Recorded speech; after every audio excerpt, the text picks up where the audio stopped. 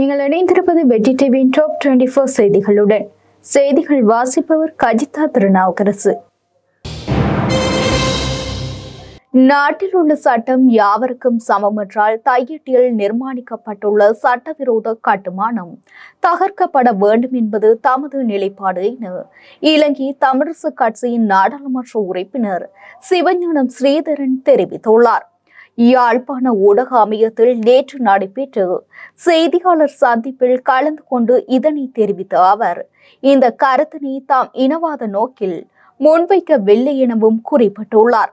தம்புலியில் சட்டவிரோதமாக நிர்மாணிக்கப்பட்டிருந்ததாக கூறி நாட்டின் சட்டத்துக்கு அமைவாக அங்கிருந்த காளி கோவில் ஒன்று அளிக்கப்பட்டது. அதே சட்டத்தினை தற்போதைய ஆட்சியாளர்கள் தையிட்டி விகாரை விவகாரத்திலும் கையாள வேண்டும் எனவும் அவர் வலியுறுத்தியுள்ளார். அதே நேரம் தையிட்டி விகாரை காணி மற்றும் அதனை அண்டியுள்ள காணிகளை மீட்கும் நோக்கில் பூர்வீக காணி உரிமையாளர்கள் எதிர்வரும் 11ஆம் திகதி மற்றும் 12ஆம் திகதிகளில் முன்னெடுக்க திட்டமிட்டுள்ள போராட்டத்திலும் தாம் கலந்து கொள்ள உள்ளதாகவும் நாடாளுமன்ற உறுப்பினர் சிவஞானம் ஸ்ரீதரன் குறிப்பிட்டுள்ளார். பூர்வீக நிலத்தின் உரிமையாளர்களாகிய நாம் உரிமைகளுடன் இருக்க தையிட்டி விகாரை நிர்மாணிக்கப்பட்ட நிலப்பரப்பும் அதனை அண்டிய மக்களின் காணி நிலங்களும் விகாரைக்குரியதென்று கூறுவதை ஏற்க முடியாது என கூறியுள்ள தையிட்டி காணி உரிமையாளர்கள் இதற்கு எதிர்ப்பு தெரிவித்து எதிர்வரும் பௌர்ணமி நாளன்று போராட்டம் ஒன்றை முன்னெடுக்க உள்ளதாகவும் தெரிவித்துள்ளனர். யாழ் ஊடக அமையத்தில் நேற்றைய தினம் ஊடகவியலாளர் சந்திப்பொன்றை முன்னெடுத்திருந்த குறித்த காணி நிலங்களின் உரிமையாளர்கள் இவ்வாறு தெரிவித்துள்ளனர். நான் தையிட்டிய பூர்வீகமாக கொண்ட நான் 89-90களில் நடந்த இடம்பெயர்வால் இப்போ திருவோணமலையில் வசிக்கக்கூடிய சூழலில் தள்ளப்பட்டிருக்கிறேன். நான் காணிகள் விடுபட்ட காலங்களில் வராமை இருந்தமை காரணமாக இன்றைக்கு இப்படி ஒரு பெரிய ஒரு பிரச்சனை முகம் கொடுத்து கொண்டிருக்கிறோம். எங்களோட காணிகளை சுவீகரித்து மீண்டும் இந்த விகாரையை கட்டி அது சம்பந்தமான உண்மைகள் மறைக்கப்பட்டு வருகின்றது.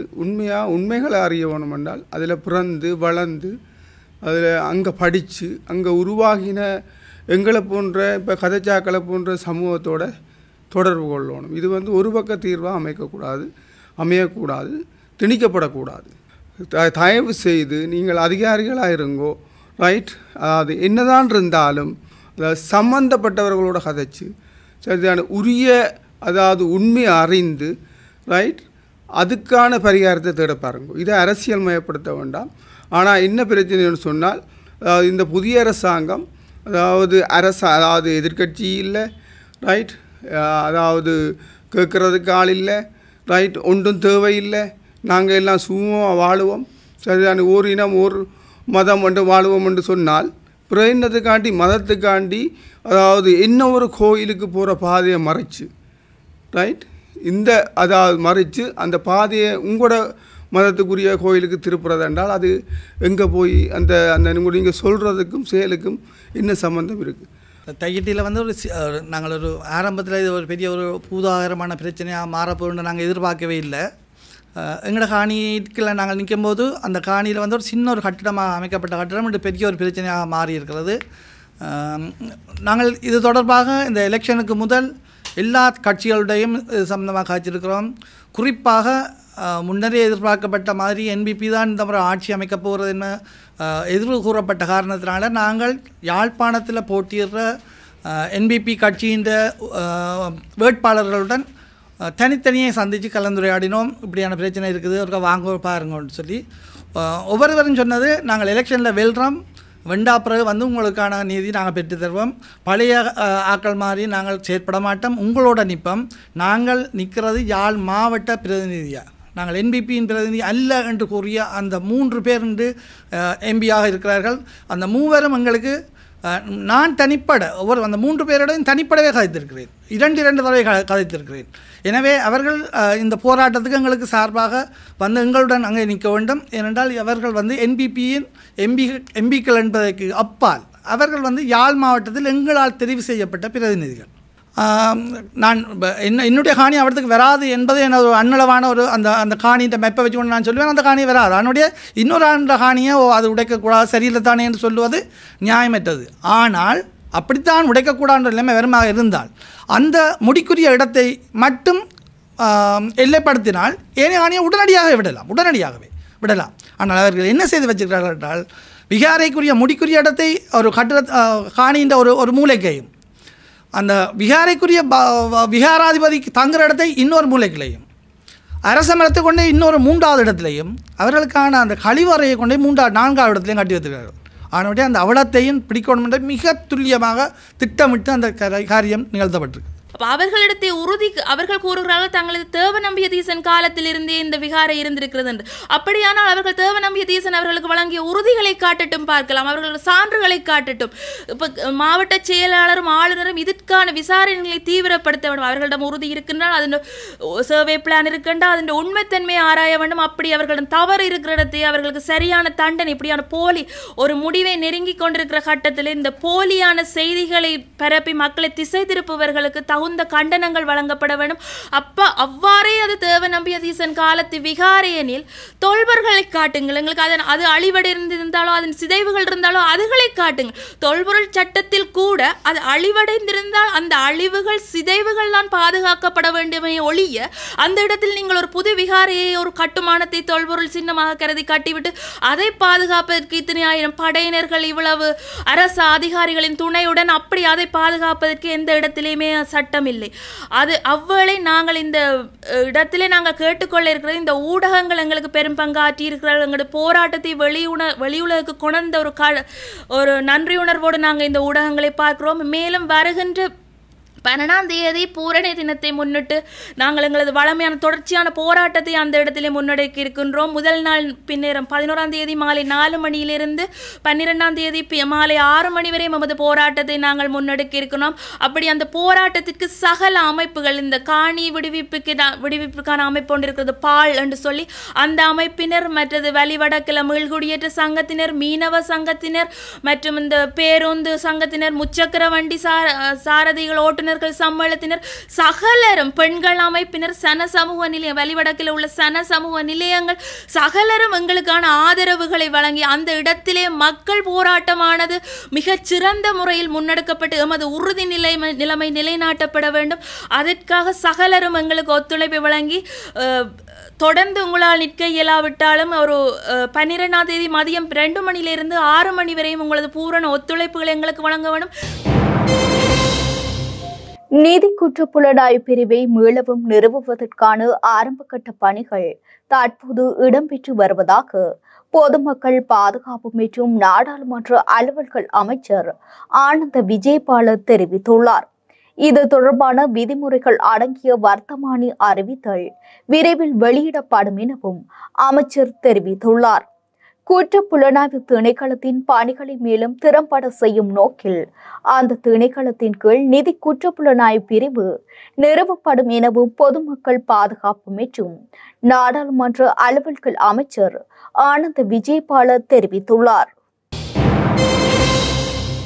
தெற்கு மெக்சிகோவின் டபாஸ்கோ பகுதியில் இடம்பெற்ற பேருந்து விபத்தில் 41 பேர் உயிரிழந்துள்ளதாக வெளிநாட்டு ஊடகங்கள் செய்தி வெளியிட்டுள்ளன.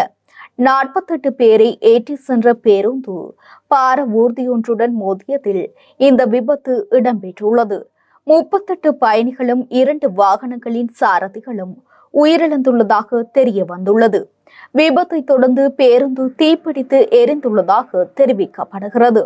இதுவரையில் 18 மண்டையோடுகள் மட்டுமே மீட்கப்பட்டுள்ளதாகவும் மீட்பு பணிகள் தொடர்ந்தும் நடைபெற்று வருவதாகவும் வெளிநாட்டு ஊடகங்கள் செய்தி வெளியிட்டுள்ளன.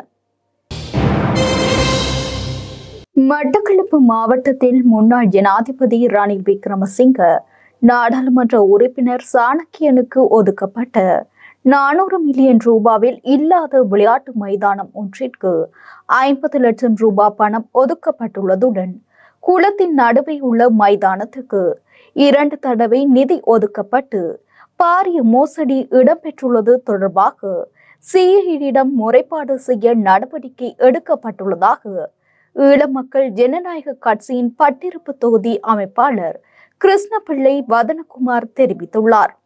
மட்டக்களப்பு மத்திய வீதியில் உள்ள ஈழ மக்கள் ஜனநாயக கட்சியின் காரியாலயத்தில் நேற்றைய தினம் இடம்பெற்ற ஊடக மாநாட்டில் அவர் இவ்வாறு தெரிவித்துள்ளார். எமது கௌரவ ஜனாதிபதி அவர்களினால் பாராளுமன்ற உறுப்பினர் சாணக்கியன் அவர்களுக்கு வழங்கப்பட்ட அந்த 400 மில்லியன் ரூபாயில் பல மோசடிகள் இடம்பெற்றதாக எங்களுடைய உறுப்பினர் அவர்கள் ஏற்கனவே ஊடகங்களுக்கு வழங்கியிருந்தார். அது தொடர்பாக நாங்கள் பிரதேச செயலகங்களுக்கு ஊடாக எங்களுடைய தகவல் அறியும் சட்டம் 2016ஆம் ஆண்டு 12ஆம் இலக்க தகவல் அறியும் சட்டத்தின் ஊடாக பல தகவல்களை திரட்டியிருந்தோம். அதன் அடிப்படையில் ஒரு எரிவில் கிளாமத்தில் உள்ள ஒரு கிரவுண்ட், அதாவது விளையாட்டு மைதானம், அது எரிவில் கிழக்கு பகுதியில் அமைந்துள்ளதாகவும் அதற்கு 50 லட்சம் ரூபாய் நிதி ஒதுக்கப்பட்டுள்ளதாகவும் தகவல் வழங்கப்பட்டிருந்தது. இருந்தும் அவ்வாறான ஒரு இடம் அங்கு இல்லை என்பதை அறிந்து கொண்ட நான் மீண்டும் மேல்முறையீடு RTI 10 ஊடாக மேல்முறையீடு செய்து இதை உறுதிப்படுத்தி தருமாறு கேட்டிருந்தேன். அப்பொழுது அவர்கள் அதை தர மறுத்து சிறிது காலத்தின் பின்னர் எனக்கு நேற்று ஒரு அறிக்கையினை வெளியிட்டிருக்கிறார்கள். அது எரிவில் தெற்கு பகுதிக்கு மாற்றம் செய்யப்பட்டுள்ளதாக அறிவித்திருக்கிறார்கள். ஆனால் இருந்தும் இது முதல் அதாவது எங்களுக்கு முன்பு அறிவிக்கப்பட்ட அந்த தகவலின்படி பிரதேச செயலகத்தினுடைய தகவல் அறியும் பொறுப்பாளர் அவர்கள் இது எரிவில் கிழக்குக்கு தான் என்று உறுதிப்படுத்தப்பட்டிருந்தது.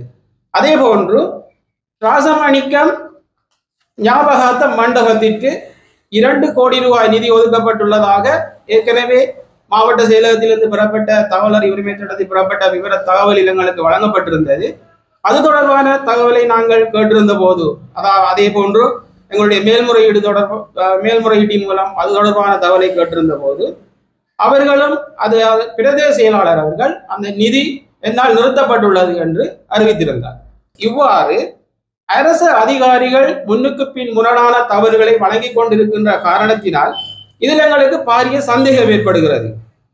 மாவட்ட செயலகத்திலிருந்து வருகின்ற ஒரு தகவல், அதே போன்று பிரதேச செயலகத்தில் இருந்து முதற்கட்டமாக ஒரு தகவல் வருகிறது, பின்பு அது இல்லை என்று வருகிறது, பின்பு அது அமல்படுத்தப்பட்டு என்று வருகிறது.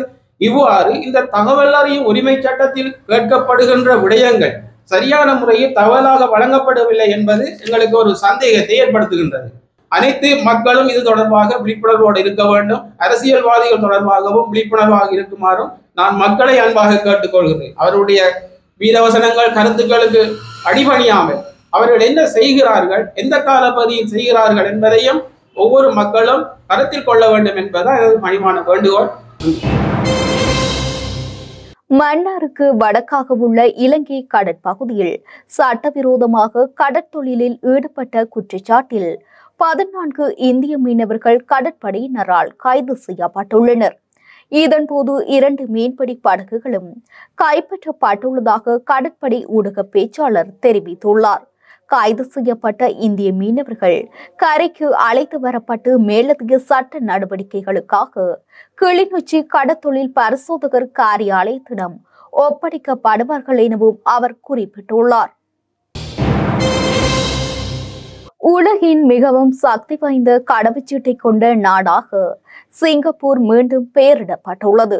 ஹென்லி கடவுச்சீட்டு இண்டெக்ஸ் வெளியிட்டுள்ள சமீபத்திய தரவரிசையில் இந்த விடயம் தெரிவிக்கப்பட்டுள்ளது.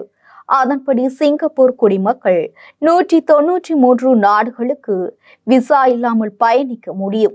இந்த பட்டியலில் இலங்கை 91வது இடத்தில் உள்ளதுடன் இந்தியா 80வது இடத்தில் உள்ளது. அத்துடன் குறித்த பட்டியலில் ஜப்பான் மற்றும் தென்கொரியா 2வது இடத்திலும் உள்ளன. Denmark, Finland, France, Ireland, Italy மற்றும் ஸ்பெயின் உள்ளிட்ட 7 நாடுகள் அந்த பட்டியலில் 3வது இடத்தில் உள்ளன. திசை காட்டி அரசாங்கத்தை ஆட்சிக்கு கொண்டுவர வாக்களித்தவர்களில் பெரும்பாலானோர் தற்போது அரசாங்கத்தின் மீது விரக்தி அடைந்துள்ளதாக சர்வஜன அதிகாரத்தின் தலைவரும் பாராளுமன்ற உறுப்பினருமான திலீப் ஜேவீர தெரிவித்துள்ளார். பொலனறுவையில் நடைபெற்ற கூட்டம் ஒன்றில் உரையாற்றிய பாராளுமன்ற உறுப்பினர் திலீப் ஜேவீர அந்த குழுக்களை தமது கட்சியுடன் இணைக்க நடவடிக்கை எடுக்கப்படும் என்றும் தெரிவித்துள்ளார். சர்வஜன அதிகாரத்தின் பொலனறுவை மாவட்ட செயற்பாட்டாளர்களுக்கும் கட்சி தலைவர்களுக்கும் இடையிலான சந்திப்பு நேற்று பிற்பகல் நடைபெற்றுள்ளது. இதன்போது பொலனறுவை மாவட்டத்தின் 7 பிரதேச செயலக பிரிவுகளுக்கு நியமிக்கப்பட்ட புதிய அதிகாரிகளுக்கான நியமன கடிதங்களையும் கட்சி தலைவர் திலீப் ஜேவீர வழங்கி வைத்துள்ளார். மின்சார கட்டண திருத்தத்திற்கேற்ப நீர்க்கட்டண திருத்தம் இந்த மாத இறுதியில் மேற்கொள்ள திட்டமிடப்பட்டுள்ளதாக நகர அபிவிருத்தி நிர்மாணத்துறை மற்றும் வீடமைப்பு அமைச்சு தெரிவித்துள்ளது. நீர் கட்டணத்தை குறைப்பதற்காக தேசிய நீர்வளங்கள் மற்றும் வடிகாலமைப்பு சபையால் சமர்ப்பிக்கப்பட்ட முன்மொழிவு தனக்கு கிடைத்ததாக அதன் செயலாளர் ரஞ்சித் ஆரியரத்ன தெரிவித்துள்ளார். இது தொடர்பான முன்மொழிவு விடயத்திற்கு பொறுப்பான அமைச்சரிடம் வழங்கப்பட்டுள்ளதாகவும் அவர் குறிப்பிட்டுள்ளார். ஆஸ்திரேலிய யுனைடெட் பெட்ரோலியம் நிறுவனம் இலங்கையில் தமது செயற்பாடுகளை நிறுத்திவிட்டதாக தெரிவிக்கப்படுகிறது. அதன்படி கடந்த ஜனவரி மாதத்திலிருந்து அந்த நிறுவனம் நாட்டில் இயங்கவில்லை என்று கூறப்படுகிறது. வெளிநாட்டு நிறுவனங்கள் நாட்டினுள் எரிபொருட்களை விற்பனை செய்வதற்கான நடவடிக்கைகளை கடந்த அரசாங்கம் மேற்கொண்டிருந்தது. அதன்படி சீனாவின் ஸ்னோபெக் நிறுவனம், அமெரிக்காவின் RM ஃபாக்ஸ் மற்றும் ஆஸ்திரேலியாவின் யுனைடெட் பெட்ரோலியம் நிறுவனங்கள் நாட்டில் செயற்பாடுகளை தொடங்கியது. ஒவ்வொரு நிறுவனத்திற்கும் நாட்டில் தலா 150 எரிபொருள் நிலையங்கள் என்ற வகையில் 450 எரிபொருள் நிலையங்களை இயக்குவதற்கான வாய்ப்பு வழங்கப்பட்டது. ஸ்னோபேக் மற்றும் RM ஃபாக்ஸ் தற்போது நாட்டில் எரிபொருள் விற்பனையை எந்த பிரச்சனையும் இல்லாமல் நடத்தி வருவதாக தெரிவிக்கப்படுகிறது. எனினும் ஆஸ்திரேலிய நிறுவனம் அதன் செயற்பாடுகளை நிறுத்தி வைத்துள்ளதாக கூறப்படுகின்றது. கரீபியன் கடலில் சக்தி வாய்ந்த நிலநடுக்கம் உணரப்பட்டுள்ளது. ரிக்டர் அளவுகோலில் 7.6 நிலநடுக்கம் பதிவாகியுள்ளதாக வெளிநாட்டு ஊடகங்கள் செய்தி வெளியிட்டுள்ளன. இதையடுத்து பல நாடுகளுக்கு சுனாமி எச்சரிக்கை விடுக்கப்பட்டுள்ளதாக அமெரிக்க புவியியல் ஆய்வு மையம் தெரிவித்துள்ளது. கேமன் தீவுகளுக்கு தென்மேற்கே 209 கிலோமீட்டர் தொலைவில் கரீபியன் கடலில் இந்த சக்தி வாய்ந்த நிலநடுக்கம் ஏற்பட்டுள்ளது. இதையடுத்து கேமன் தீவுகள், ஜமைக்கா, கொலம்பியா, போர்ட்டோ ரிகோ உள்ளிட்ட கரீபியன் கடலை அண்மித்த தீவுகள் மற்றும் நாடுகளுக்கு சுனாமி அபாய எச்சரிக்கை விடுக்கப்பட்டுள்ளது. 5 நூற்றாண்டுகளுக்கு முற்பட்ட சோழ மன்னர்கள் ஆட்சி காலத்தில் குளக்கோட்டு மன்னனினால் புனருத்தாரணம் செய்யப்பட்ட சோழர் காலத்து வரலாற்று சிறப்புமிக்க சாவகச்சேரி நகர் பிரார்த்தன தான் தோன்றிய வாரிவனேஸ்வரர் ஆலய வருடாந்த மகோத்சவ தேர் திருவிழா நேற்று காலை இடம்பெற்றுள்ளது.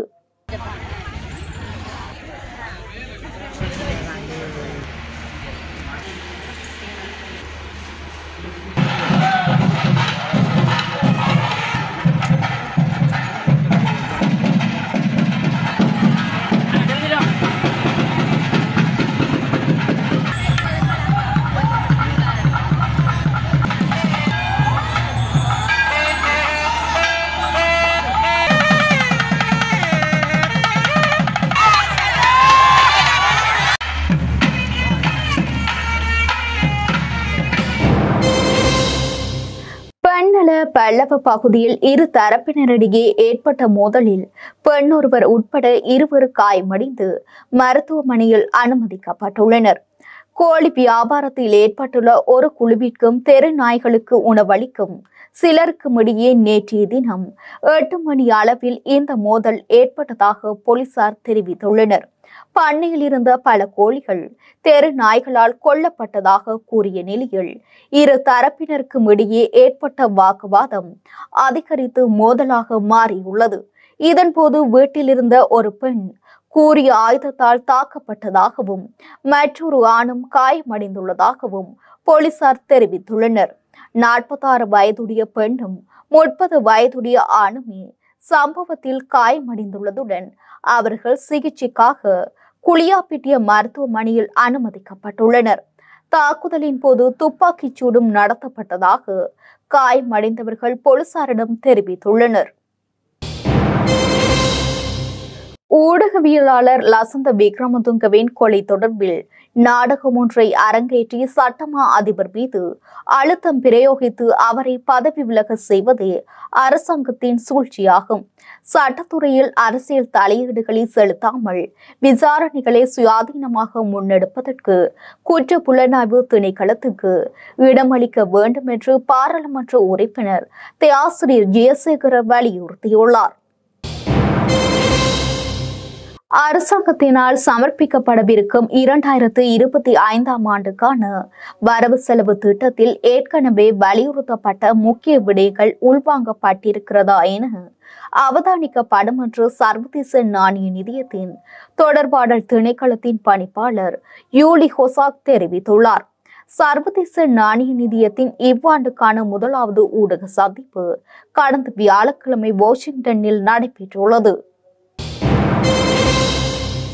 இலங்கை கடற்பரப்பிற்குள் சட்டவிரோதமாக எல்லை தாண்டி மீன்பிடியில் ஈடுபட்ட நிலையில் பறிமுதல் செய்யப்பட்ட மீன்பிடி படகு மற்றும் மீன்பிடி உபகரணங்கள் என்பன பருத்தித்துறை நீதிமன்ற வளாகத்தில் நேற்றைய தினம் சனிக்கிழமை காலை பகிரங்க ஏலம் மூலம் விற்பனை செய்யப்பட்டுள்ளது.